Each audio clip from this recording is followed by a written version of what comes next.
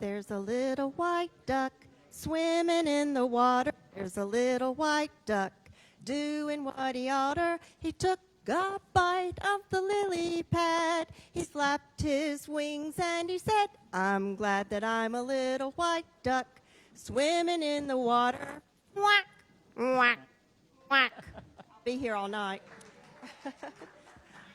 It's nice to welcome you here tonight. We've got a wonderful program coming up. I hope you got a chance to visit the exhibit today, and if not today, maybe you'll come back to visit it later, because it'll be here for 6 weeks, at least, right? Of course. 5 weeks. Okay. So just a couple things. Wanted to highlight a few things that are coming up this month. Of course, Jean has another lecture coming up. When is that? November 7th, yes. And then also on October 26th, we will be celebrating Native American traditions past and present. Some of you may have come to our last year's programs on that, and it was really fun. There will be Native craftsmen and artists who will be playing music and showing their crafts off. So please come and join us for that. Also on October 29th, we're doing something that we haven't done before. It's called Historic Halloween. It's a member-only event. And don't worry if you're not members, we will accept your membership anytime before October 29th, which is a Tuesday at 7 o'clock. We're calling it Historic Halloween because some people will be dressed as historical figures from Laurens County and maybe acting a little bit like them. But there will be good food, not a sit-down dinner, but light hors d'oeuvres and beverages and just some games that you can play or not play, just some activities that I think it'll be fun for us just to hang out together and be silly if we want to, or learn something. I hope you'll be coming to that. So the celebrating Native American traditions past and present. That is, I'm sorry, I didn't tell you, did I? October 26th. It will be a Saturday. And that is free to the public. So, pardon? No, it starts at 10 and goes through all day. Till 3, I suppose. The event on the 29th, Historic Halloween, we would appreciate it if you would give us an indication of whether you're coming or not, so that we know how to plan for the food. So as we get ready to hear Gene tonight, I want to tell you just a little bit about him. And he only let me tell you just a little bit. So Gene, regardless of whether or not we have his photographs on display down there, he's really a physicist. And he worked most of his life as an environmental systems engineer. He currently lives in Laurens. In fact, he was born here, and he's been here all but 8 years of his life. So we're happy to have Gene as one of our native sons here, and he is going to tell us lots of things that we want to know. But before I turn it over to him, I want to mention that we are going to be having calendars of his photography on sale. We don't have them yet. What you'll do is you will pre-order them. And there's some paper over there. I'll leave this calendar over there so that you'll have an example of it. And you can sign up, just give us your information, and we'll order you a calendar. Also, coming next week, we have note cards and postcards for sale. And postcards and note cards, and these will be, everything's $20. You'll get 15 of each in there. And there are also prints downstairs for sale. And we can probably find more prints if you find something that you like. And we are so blessed that Gene is giving the proceeds to the museum. Yay, yay. You might not know this, but our support from the county was drastically diminished this year, and that was about 25% of our budget. So we're finding nice ways to supplement that loss, and we're so thankful for you, Jean. Thank you. So without further ado, ta-da, Jean Ott.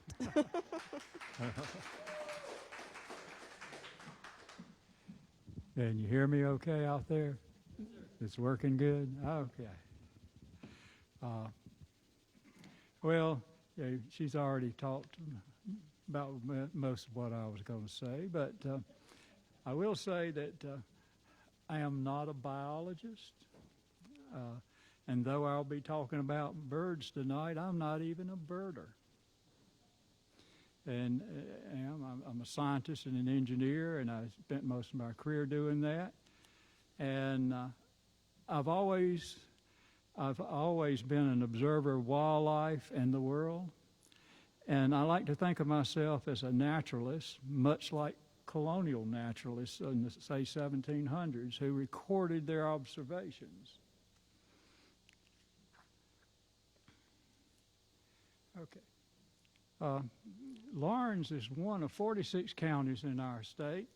Like most of the counties, there are only a few documented accounts of species found in the county. We can buy bird books that show maps indicating the species that are in each county.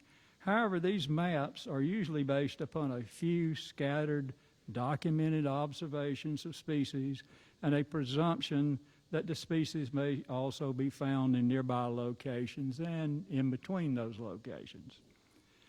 So I challenged myself to find as many species of birds in Laurens County as I could document. Actually, I challenged myself to everything, but birds too. I hope to publish a book using images as documentation of the species of birds here in the next couple years, maybe. I started taking bird images seriously in 2010, and thus far I have 157 species of birds in the county documented. I'll be presenting images of these birds during this lecture. Along the way, I'll make some comments about birds in general and the species being shown. For the sake of time, I will not be making comments on all species. Before we get started, I'd like to thank the Laurens County Museum for displaying the variety of nature images on the first floor and providing this opportunity to speak with you. And I'd also like to take time to just thank, the county went through a terrible experience in the last 2 weeks or so ago.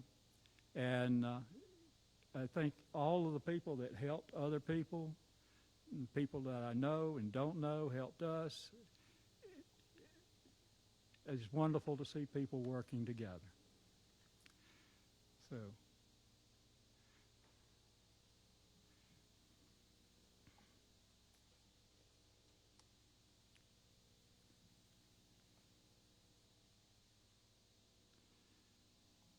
the American white pelican is considerably larger than the brown pelicans which we see so abundantly along the coast. The white pelican is an occasional winter visitor to Lake Greenwood. I've heard that brown pelicans have been seen on Lake Greenwood, but I've not yet been fortunate enough to get a photograph of one to document it.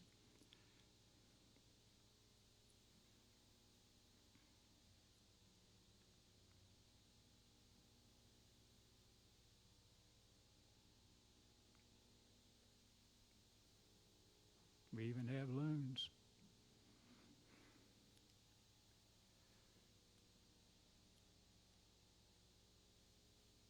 Down on Raven Creek.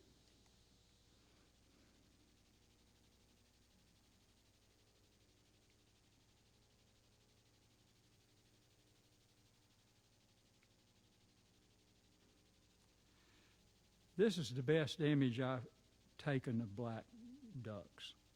As you may have noticed, I'm not able to walk very well. I am limited to taking images from some sort of vehicle. There are many more waterfowl species that I've not been able to photograph.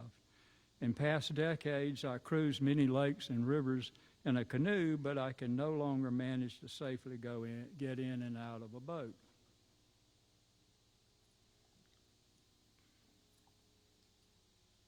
And we'll just walk through these ducks, the few that I do have.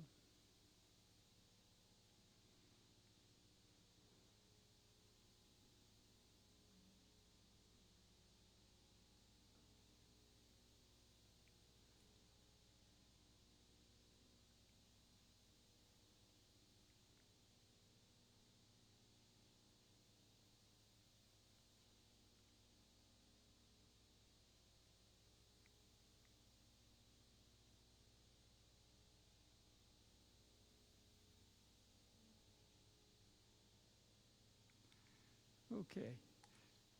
The Phoebe has adopted humans as their benefactors. They love to build nests on buildings. Phoebes eat great numbers of insects, especially flying insects. This nest was built on a spotlight outside my home this past summer. The image is of their second batch of 4 fledglings that's just about ready to fly. Unfortunately for us humans, Phoebe nests are very messy. I'll take it down soon, but they will just build another there next year.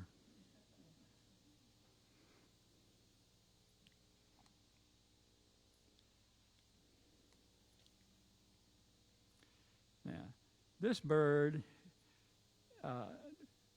was shown on the title page that was showing up there earlier, the eastern kingbird, and just look at that scientific name, Tyrannus tyrannus.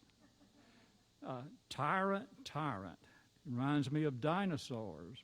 Tyrannosaurus rex, the tyrant king dinosaur. The scissor-tail flycatcher. I heard some decades ago that this magnificent Midwestern flycatcher has nested in Lawrence County. I saw my first one, but not nesting, in our yard on Easter Day in 2009. Gnatcatchers are just tiny flycatchers, and they eat tiny bugs and things. Sometimes looking through your binoculars and your telephoto lens, you can't tell how big the bird is. But this bird is just a little bit bigger than a hummingbird. It's probably our second smallest bird, being the hummingbird being the first. And I've even found one caught in a spider web before.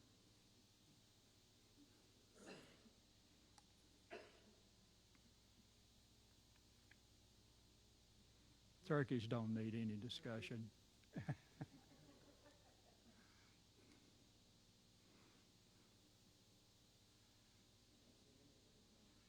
Yeah. Believe it or not, that it was a wild bird. I mean, they are wild birds at one time.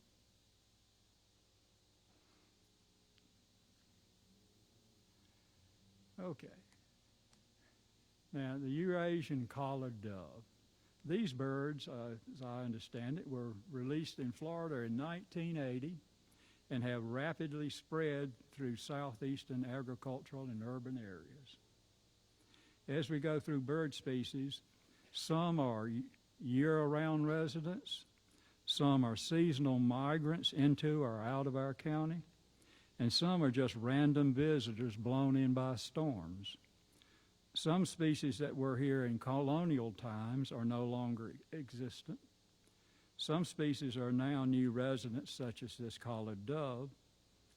Birds are highly mobile, and like creatures, all creatures, their populations can wax or wane depending on environmental conditions.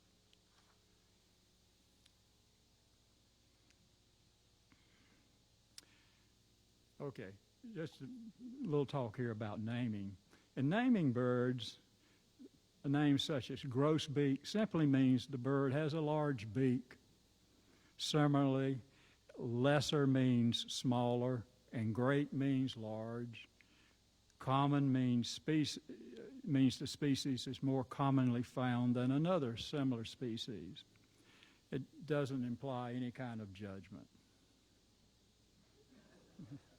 And aren't cardinals wonderful? They give us color all year round.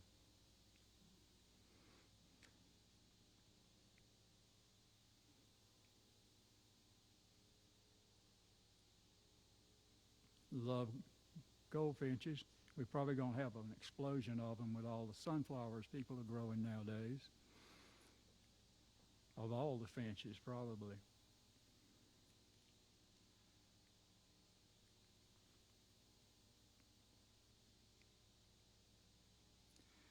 Okay, the ring-billed gull, as our gulls are, all our gulls are winter visitors. Ring-billed gulls are our most common gull. They are scavengers and are often seen in parking lots and landfills. Bonaparte's gull is a true fisher. It's smaller than the other gulls that we have, and it actually catches little fish swimming near the top of the surface, as you can see down in the picture here.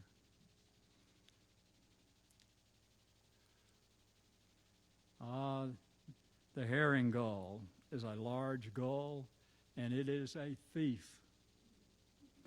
In this image, these herring gulls are stealing fish from cormorants. And if you've noticed, cormorants are not small birds.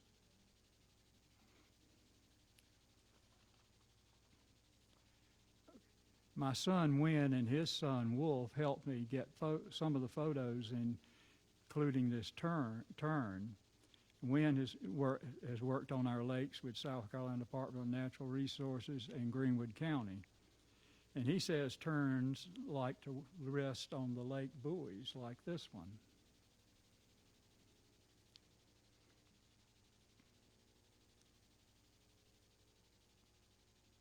The great blue heron. This is our largest and most seen heron. In the following video that's going to come up, note how the heron strikes prey with a rapid downward thrust and catches the fish in its beak, not by spearing it. Doesn't mean they can't spear you, and you better watch out.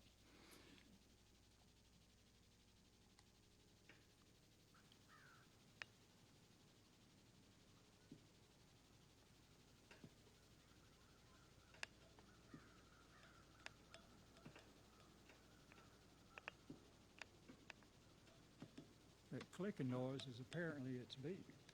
My microphone, that was a cell phone, it was actually doing a good job of picking up sound. Better than I thought. All right. This great blue heron is called a baby brown water snake. People often mistake this for a cottonmouth, but it's non-venomous, and it's moved into the county during my lifetime. Great blue herons will eat just about any creatures they can catch or swallow.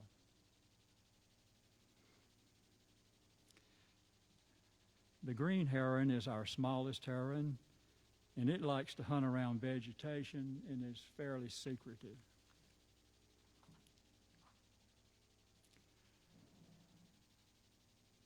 Little blue heron. Hey, something's wrong here, right? They're not blue.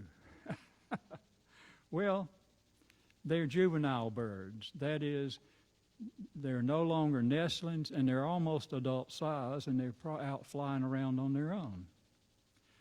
For many species, juveniles are not the same color as adults. In Lawrence County, I've only found juvenile little blue herons thus far. The next slide shows an adult, but I made it down on the coast somewhere. They are blue when they grow up. This is a juvenile. Hadn't seen many of those things.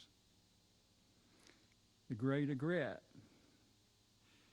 In this one image, it's called a fish that's somewhat unusual looking, and it might be the fish grew up calling a warmouth brown, but I'm not sure. I'm not a good fish person. And I'm going to be, in the next minute, there's going to be a sequence of images and showing how the great egret catches its food, and it does it the same way as the great blue heron. We notice the downward forward motion strike, but also note that you can actually see the fish, the bird swallowing the fish. They have to toss it around and get it lined up so they can swallow it also. So we'll see some automatic changing. Got the fish, flipping it around, got it pretty much in shape. Now he's got it in his throat. Now he's about got all the way down.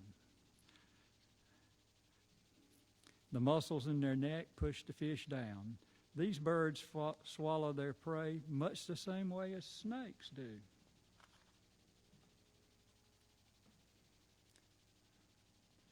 These are storks. We have them. I've only seen juvenile storks in Lawrence County, but there may be breeding somewhere close by, but I haven't found it.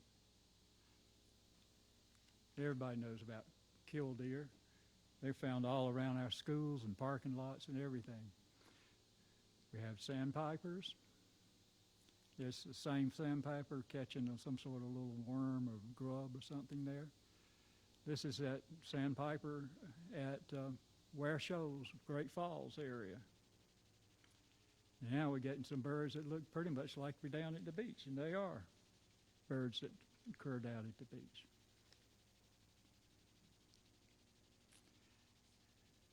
The lesser yellowlegs. It's lesser because there is another larger yellowlegs called the greater yellowlegs.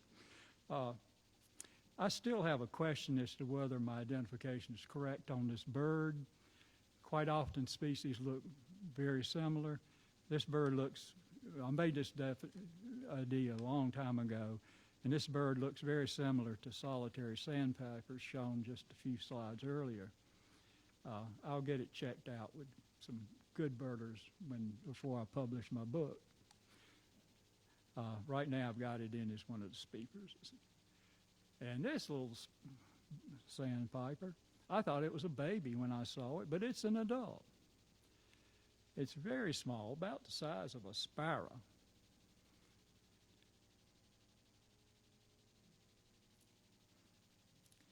Woodcock. Now that's about one of the weirdest birds you'll see. Got that little funny looking cap on its head, and they hunt around at night and makes funny noises. Here's a little video I made using my cell phone camera. I always try to carry a camera with me everywhere I go because nature can be capricious. You find it where you find nature, wherever you find it. And this little book showing you how they walk. One of the weirdest walks in the world.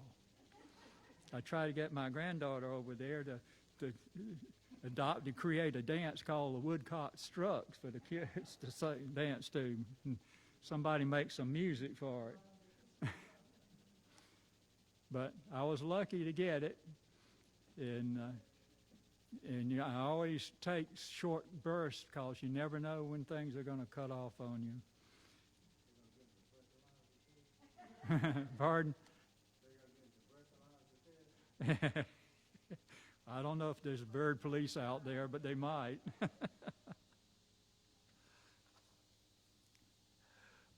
Okay, the yellow-billed cuckoo. Yes, this is the kind of bird associated with cuckoo clocks. However, the clocks were named for a European species. Our species does have unusual calls. Another name for our species is the rain crow.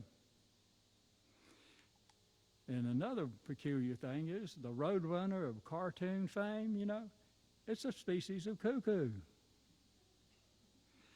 We do not have roadrunners in South Carolina yet, but we do have Wile E. Coyote, many of them.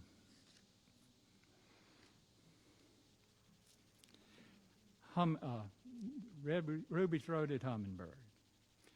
Beautiful bird. You see the nice, beautiful ruby throat, but that's not pigment. It's refraction of light. And if you look, you have to have light with all the colors in it, or at least red in it. And you have to be looking at the right angle, sort of straight on. If you looked at it from the side, you'd start seeing just black.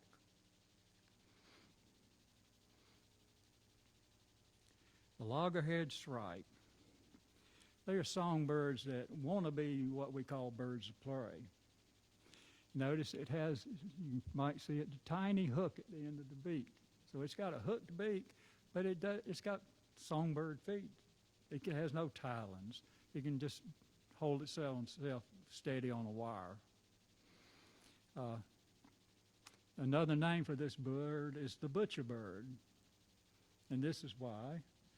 They have a habit of impelling their prey on thorns, or in this case, on barbed wire. A popular explanation for this behavior is that it impels the prey because its weak feet will not hold it while it tears the prey apart to eat.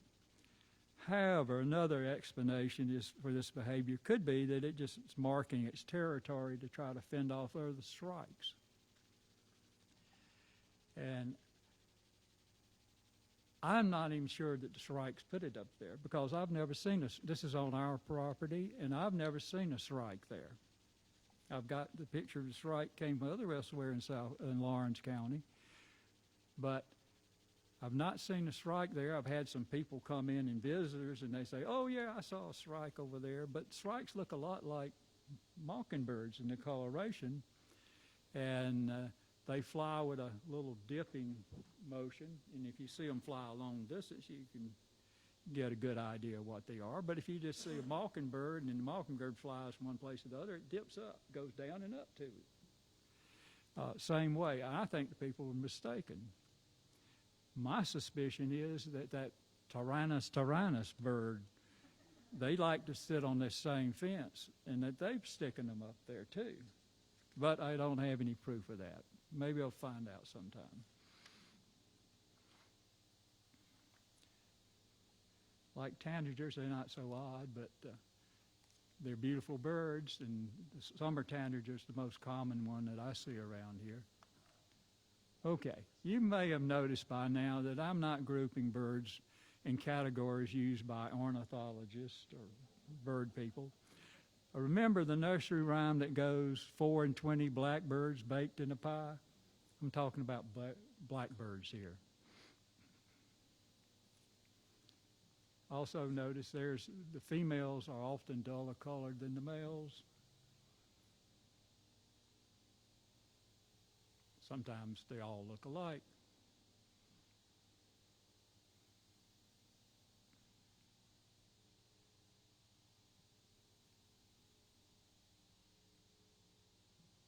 Okay. Many people dislike cowbirds because they practice nest parasitism. That is, they lay their eggs in nests of other birds. Often the hatchlings push the other nestlings out of the nest to die, or they die. They don't necessarily push them out to make them die. Well, cowbirds evolved to follow herds of large mammals. If the cowbird made and tended a nest, the birds would be left behind by the wandering herd. Nest parasitism was a necessity of their nomadic life. In the case of the brown-headed cowbirds, the mammals they followed most likely were bison. These birds feed on the seeds from grasses and weeds and insects which are all stirred up by the bison. As we cut down trees in the eastern United States and increased agriculture and pasture land, the brown-headed cowbirds moved eastward also.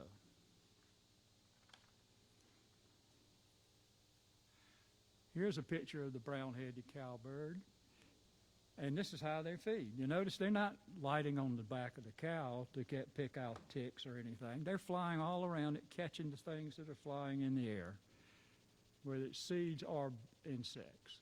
and there might be 100 of them. This is just a local pasture down the road from where I live.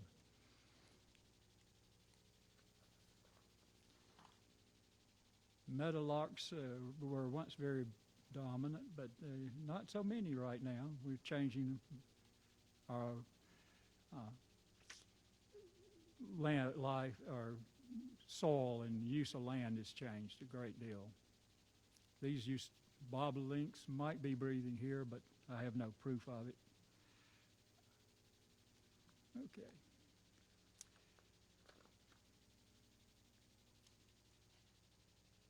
Sparrows. There are a lot of sparrows, so we're going to move through them fairly quickly. Many of the birds in sparrow, well, went backwards there, didn't I? Many of the birds described as sparrows are described by non-birders as LBBs, little brown birds. And we're going to move through it fairly quickly. But note, here's the male, the female. Male's always more colorful than the female because the female has to hide. She tends to nest mostly. Goes chip, chip, chip.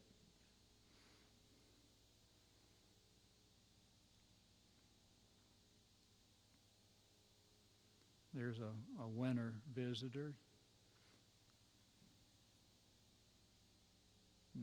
Fox sparrows, they're one of our larger sparrows that visits. Oh, the song sparrow got a beautiful song, if you ever listen to it. They're year-round residents.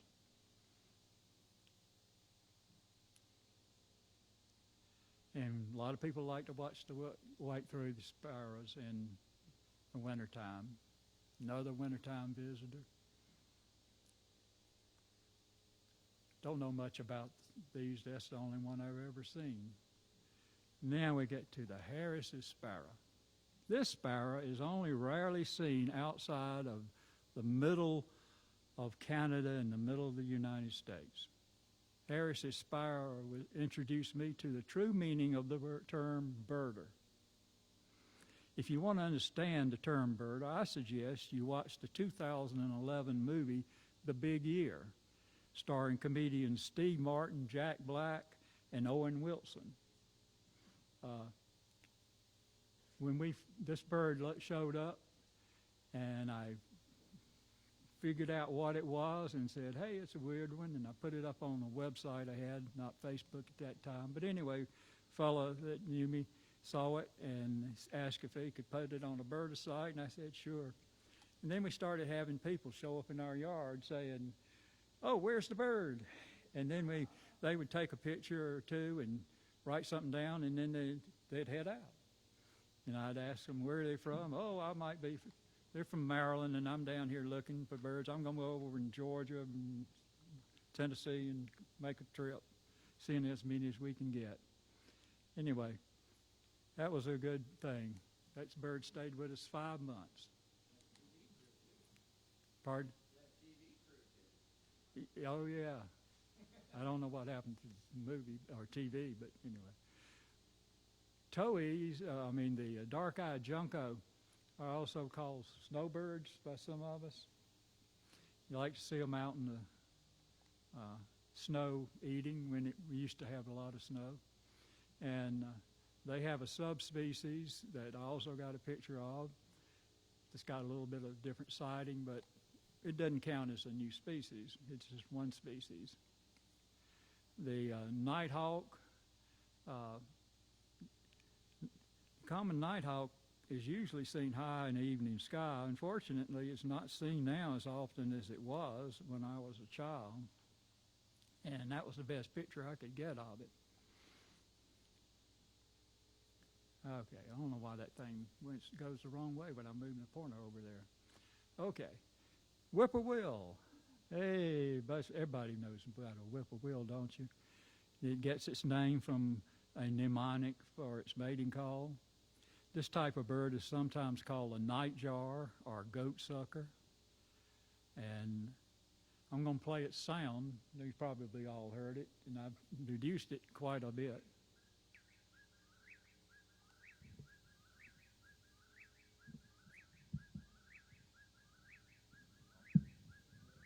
doing too good. Okay. All right.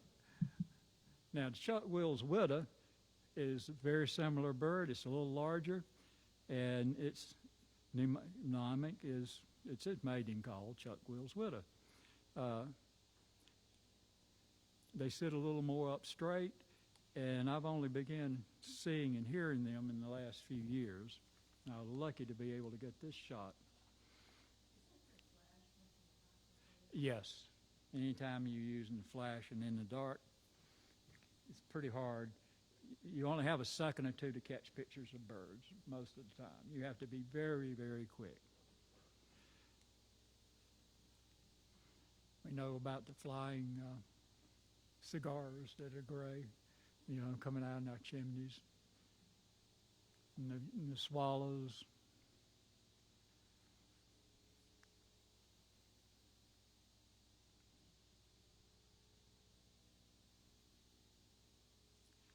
The cliff swallow, as their name implies, these birds like cliffs. As we have built more and more concrete structures around waterways, these birds have extended their breeding range into most of the United States, including Lawrence County. Their nests can be seen beneath nearly every concrete bridge over Lake Greenwood. That's the best way to see them, too. If you got a boat, go over there and look at them. They construct their nest of clay and mud, as shown in this picture. There's a nesting area, and there's a little opening for each one. Bird there, another nest looks like maybe opening over there, or they're working on it. They build their clays out of nests, and they frantically grab beaks full of sugar of mud, and as I'm going to show you here in the video.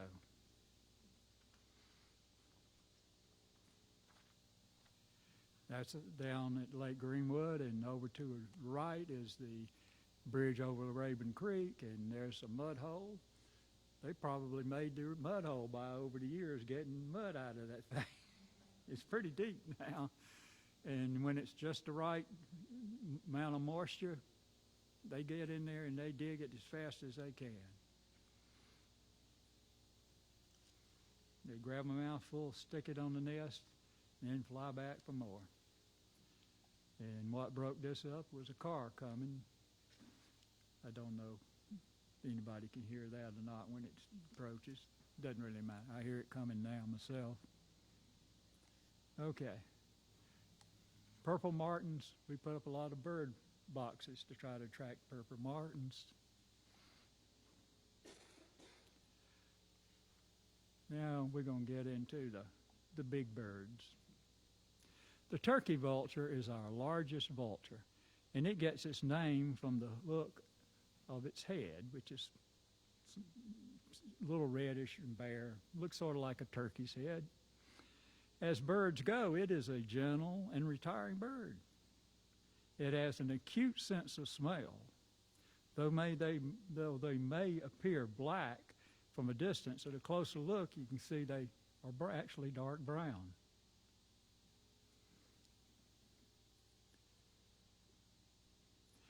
Turkey vultures sleep overnight in trees. In the morning, they warm themselves in the sun while waiting for the air to get warm enough to have rising thermals that they use to go high up into the sky on. This is a typical warming pose for them. Black vultures are a little smaller.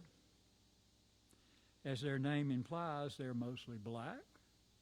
They are also more aggressive and are known sometimes to kill weak prey, like baby animals. And they also sit on our houses a lot. Okay. Turkey and black vultures do very little nest construction. Eggs are pretty much just laid on the ground or other floor surfaces, often in an abandoned building, cave, or pile of debris. Black vulture eggs are about 2 inches in diameter and 3 inches long, as shown in this image. Now, the young black vulture nestlings look like fuzzballs with black heads. Nestlings will make a very loud hissing sound as a defense. If you come upon nestlings in a poor lighting and hear the hissing, you will probably decide to back away.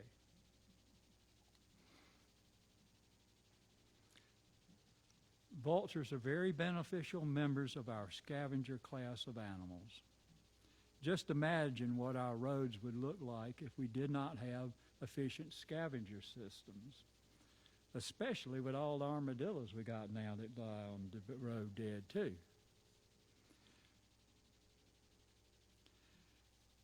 The red-tailed hawk, this is our largest hawk, and note that stare. If I were a little animal, I wouldn't want to have that staring at me. But note that on birds of prey, their eyes are focused forward. A lot of birds, their eyes are on the side.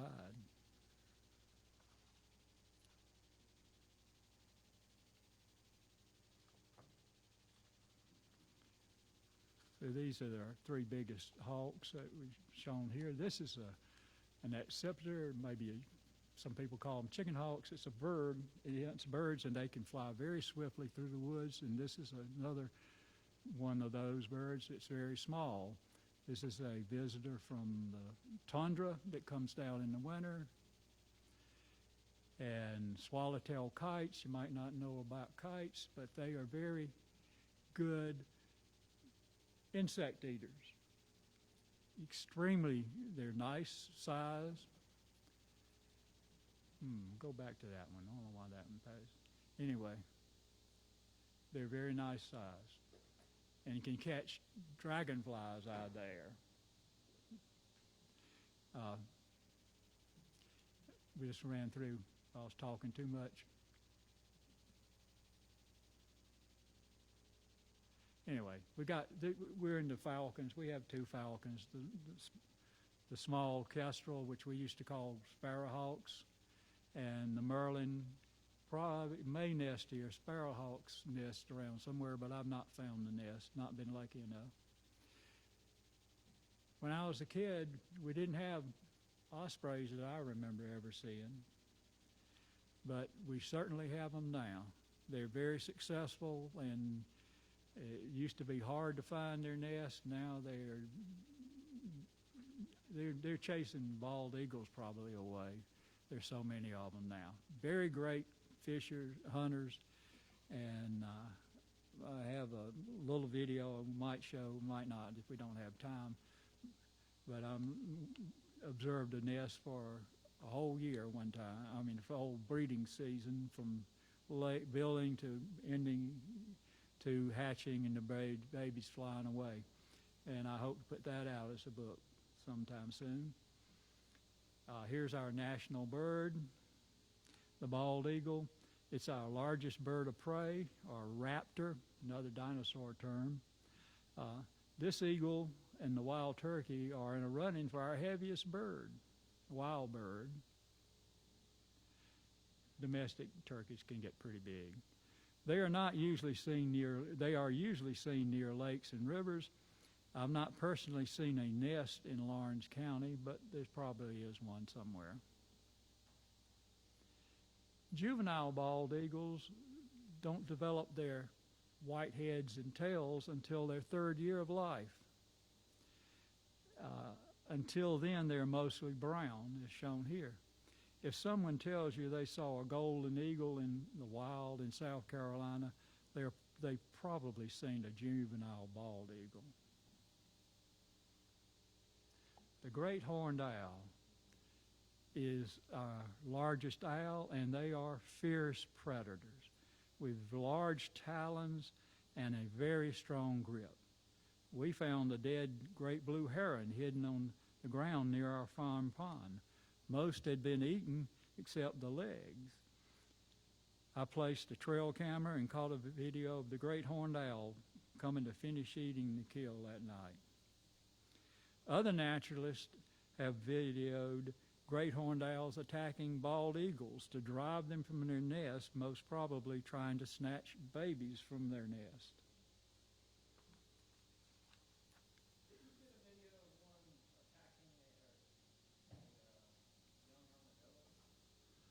Yeah, it's a really poor shot, but yeah, I saw it flying away. It snatched up a baby armadillo and flew off with it. The barred owl is probably our most often heard owl, sometimes called the eight-hooter. A mnemonic for its familiar call is, "Who cooks for you? Who cooks for you all?" They also can make some other weird sounds, which sound to me like monkeys fussing. Okay. The eastern screech owl is our smallest owl, and they come in two color morphs, not different species, just different colors, a red color and a gray color. Tried to find them in their nest. Other people get good luck seeing a nest built near their house or something. I hadn't got that. We finally resorted to looking in duck boxes and found owls there and took their pictures there. The first ones I ever saw found walking down a gully, and there was a red one and a gray one sitting side by side that flew out from underneath the overhang of the gully. And by the way, they don't make screeching sounds. I don't know why they were called that. If I had to name a screeching owl, I'd say a barn owl, which I don't have a picture of yet, but I understand they are here, but I hadn't been that lucky to get one.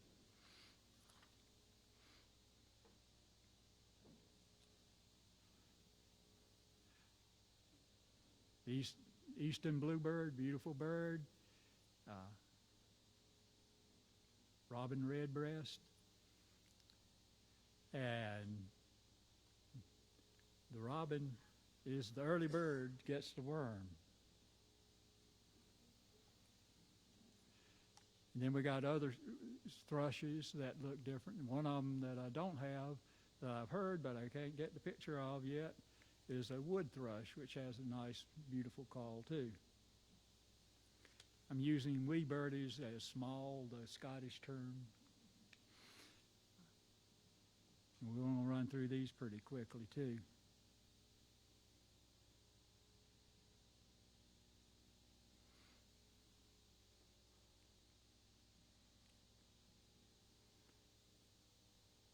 Love chickadees. And when I see chickadees, I usually see tufted titmice too. Another Scottish term, right? These are so cute. They look like little play birds.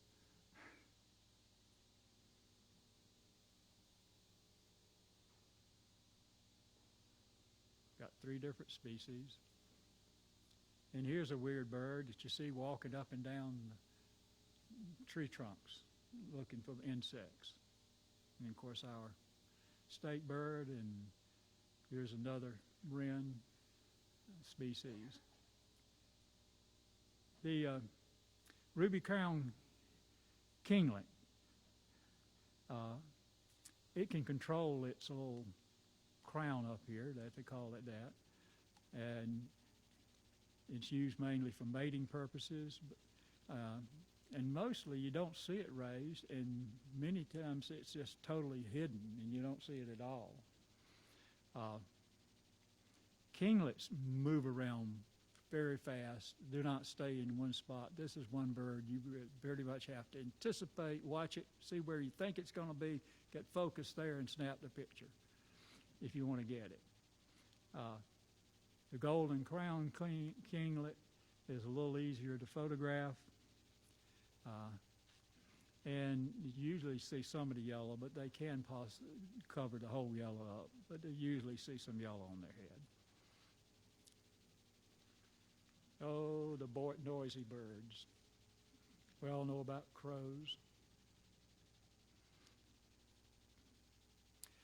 We have another crow here. I don't know if they were here before we had lakes, but anyway, there's the fish crow. It's a little smaller than the American crow, and has a softer call. And the blue jays are beautiful with obnoxious calls. Cowbirds do have a little bit of a meow call along with a bunch of other calls. Northern mockingbirds, they are very bossy. They rule the roost throughout all the roosts that they consider their domain. They'll chase just about anything away, sometimes people. The brown thrashers get their name because they use their feet to scratch up leaves and tossing them around looking for insects and other bugs and so forth. Warblers make up a large group of mostly, well, I haven't got there yet. Okay. Love another beautiful bird. Warblers make up a large group of mostly small birds. They range from very beautiful colored ones all the way to falling in the little brown bird catch-all. I'll move through them very quickly. That's probably our most easily spotted one. They like to be around water usually. Another name for that's butterbutt. Black and whites are a little more shy. This is one that just a lot of them are migrants like these. They come in passing through. I have a lot of pine warblers around because a lot of pines.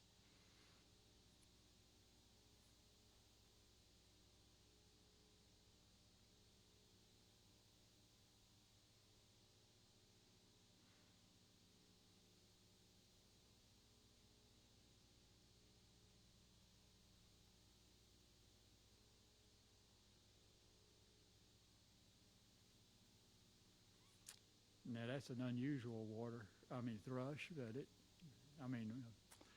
warbler. And this is the largest warbler, called the yellow-breasted chat, and it's called a chat for a reason.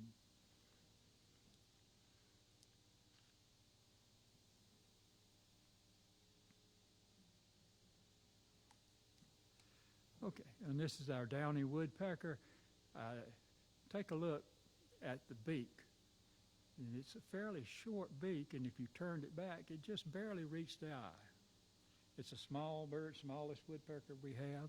And again, sometimes it's hard to tell them when you're looking through cameras what's what and how big they are. So here's one that looks very much like it. But again, you want to look at the beak. And there's that beak. And then you put it back here, it passes behind the eye. You can tell them apart. It's also larger, but sometimes you get a little confused over is it larger or not when you don't have them side by side.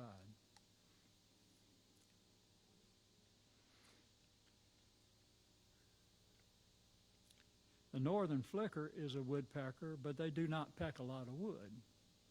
They eat ants and beetles, which they find mostly on the ground. The flickers we have are called yellow-shafted, as can be more clearly shown in this picture. Also note the white rump that you can see often when they're flying away.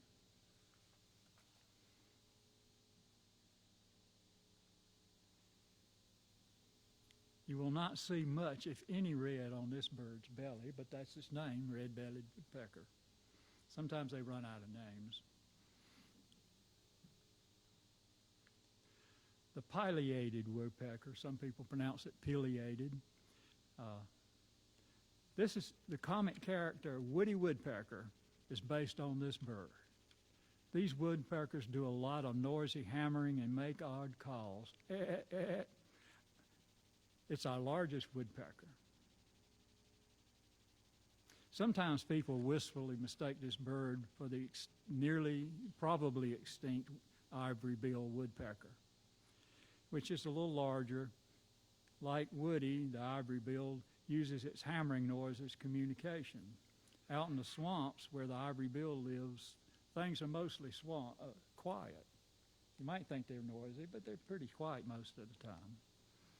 It is said that when it sends out its message by pounding it out, that people new to the swamps would jump up and shout, "God Almighty, what was that?" So this bird was also called the God Almighty bird. But people are still searching for that bird, but they keep seeing this thing and people trying to make it into that bird that we would like not to be extinct, but it appears that way. Okay, now our last bird of 157, thank goodness. The yellow-bellied sapsucker. This bird is a spring visitor to Laurens County. You know, birds can't suck. However, this bird does lick sap from weep holes it drills through the bark of tree bark. And in this image, you can see a tree that is just literally filled with them. They usually make them in rows, and they just tap, tap, tap, tap. And you look at, okay. We made it to the end, folks, and you can relax now. Now, that's a great blue heron. You may not reckon it, but they surely know how to soak up the sun. And this is not an unusual pose for them if you catch them while they're out sunbathing. It's kind of weird. Okay, I don't know how we did on the time, but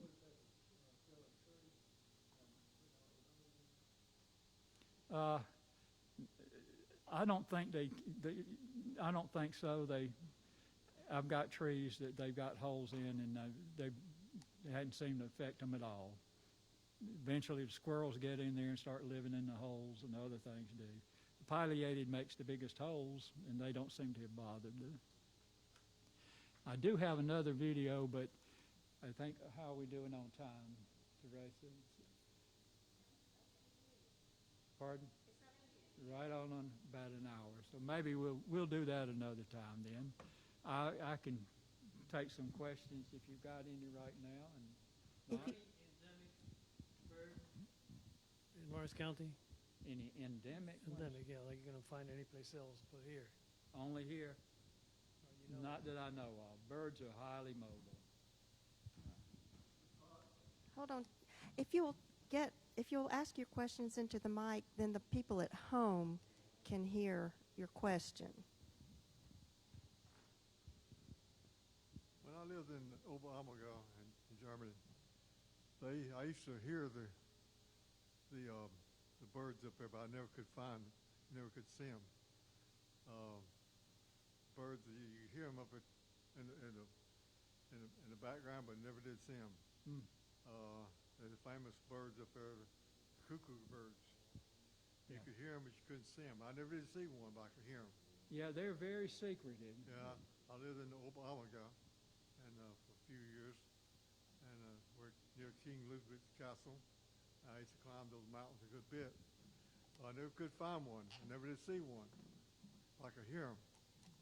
It's very interesting about these birds, and of course I have a nephew that used to travel around here, Irv Pitts. He was from Columbia. Yeah, They I used know. to- I've met him before. And he used to travel around, and I don't know if he travel around now. He'd go out west just to bird watch. Uh, I remember he had one time he used to carry a wooden gun with a scope on it, and the game warden got on to him. They thought he had a rifle out there, Yeah. and no shooting zone. But I thought I'd bring it up. yeah. Yeah, a lot of birders identify things by sound. I tried out for band because my two older brothers were in band. When I was in like ninth grade, I think is when you moved into band. And I went there, and the first day the band teacher came over and said, "Gene, I think you ought to go take shop." I have no rhythm and stuff, so I do not identify animals by sound much. I listen to them and I get them some, but I don't make identifications on there. A lot of people just hear birds say, "Oh yeah, I heard that bird. Yeah, I heard that bird," and they write them down.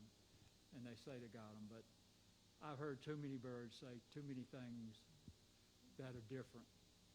And you can sit there and listen to them all day, at least to me, and I can't say they're the same thing.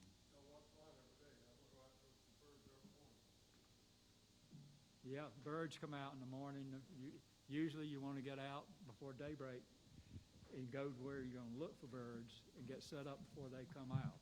I should be talking to this. Yes, I'm sorry. Not used to talking through things. Okay? Any other comments or whatever?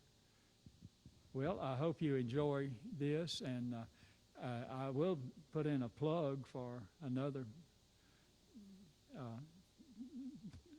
service we have in Lawrence County, the Soil Conservation Service office over there, district office A.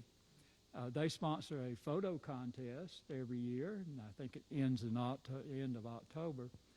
But the adults and all ages can submit. They have a lot of little prizes for them, good prizes. And I even entered a picture before on them, and they are a wonderful way to, if you like, take pictures of birds, and everybody's got a cell phone. If you can get close enough, cell phones are good. They're not good for long distances, but if you got a big bird or you're really close, you can take some good pictures with cell phones. Anyway, you might want to look at that. They're located out at the well, I've forgotten exactly where they're located now. But anyway, Connie Daniels can tell you about it because she used to run the office there. Anyway, thank you very much for coming, and I'll be around if you want to ask questions. And if you want to buy a book, they're downstairs. I'll be happy to sign them anytime. But as I say, I hope it brings some funds in for the museum. I just Thank love you. taking pictures and studying things. Thank you. Thank you. That was delightful. Thank you. I'll get up here.